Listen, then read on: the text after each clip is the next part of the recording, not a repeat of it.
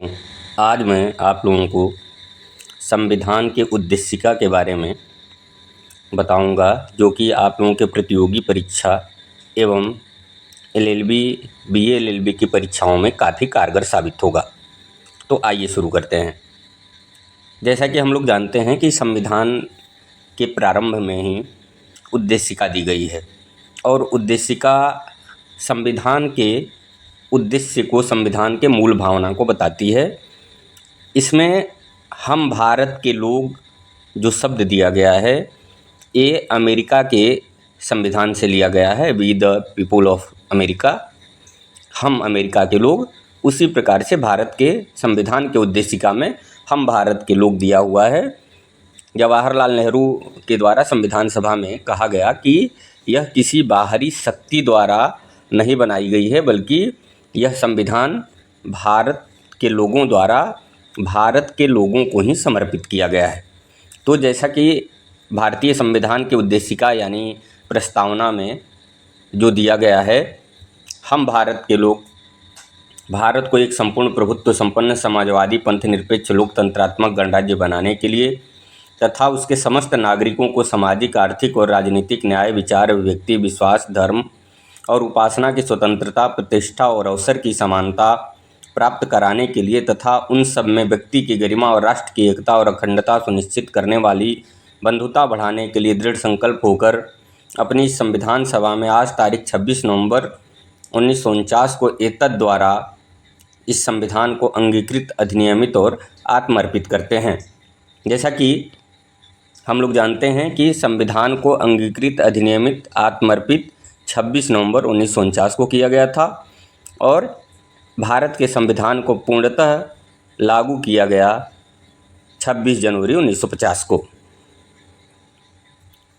अब तक भारत के संविधान के उद्देशिका में केवल एक बार संशोधन हुआ है।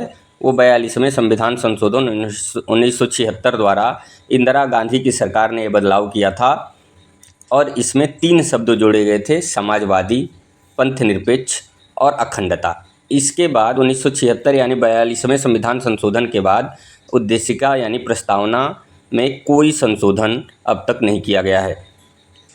उद्देशिका भारत के सभी नागरिकों को निम्नलिखित प्रकार के न्याय सुनिश्चित करती है। पहले न्याय की अगर बात करें तो सामाजिक, आर्थिक और राजनीतिक न्याय की बात करती है। अगर स्वतंत्रता की बात करें तो विचार, अभिव्यक्ति, विश्वास, धर्म और उपासना की स्वतंत्रता देती है। समानता की बात करें तो प्रतिष्ठा और अवसर की समानता देती है और बंधुत्व की बात करें तो व्यक्ति की गरिमा और राष्ट्र की एकता और अखंडता सुनिश्चित करने वाली बंधुता यानी भाईचारा को बढ़ाने की बात करती है। ये भारतीय संविधान के उद्देशिका के उद्देश्य हैं। अगर बात करें प्रस्तावना यानी उद्देशिका यानी प्रियम्बल के से संबंधित केसों की, तो गोलकनाथ बनाम पंजाब राज्य के बाद में न्यायमूर्ति सुब्बा राव ने कहा था कि उद्देशिका संविधान के मुख्य आदर्शों एवं आकांक्षाओं का उल्लेख करती है। वहीं इन रिबेरू बारी केस में उच्चतम न्यायालय ने निर्णित करते हुए कहा कि उद्देशिका संविधान निर्माताओं के विचारों को जानने की कुंजी है। वहीं इन रिबेरू बारी के बाद में जो अक्सर परीक्षाओं में पूछा जाता है, इसमें कहा गया कि उद्देशिका संविधान का अंग नहीं है।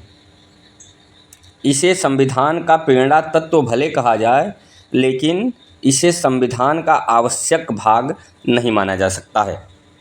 लेकिन केशवानंद भारती बनाम केरल राज्य के बाद में इन रिबेरू बारी में दिए गए निर्णय को उच्चतम न्यायालय ने उलट दिया तथा अभिनिर्धारित किया कि उद्देशिका संविधान का एक भाग है। किसी साधारण अधिनियम में उद्देशिका को उतना महत्व नहीं दिया गया है जितना कि भारत के संविधान में दिया गया है।